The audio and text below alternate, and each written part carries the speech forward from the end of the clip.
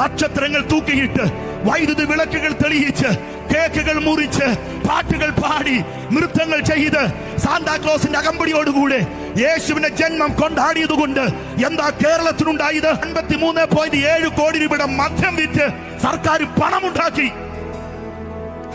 അതുകൊണ്ട് എന്താ ലാഭം? കുടുംബങ്ങൾ ശിഥിലീകരിക്കപ്പെട്ടു. യേശുവിന്റെ ജനനം മദ്യം കൊണ്ട് ആഘോഷിച്ചത് നിമിത്തം ചില പാവപ്പെട്ട സ്ത്രീകൾ അവർ വിധവമാരായി പോയി.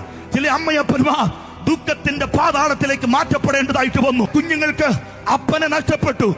ചില പെങ്ങന്മാർക്ക് അവരുടെ ആങ്ങളെ നഷ്ടപ്പെട്ടു.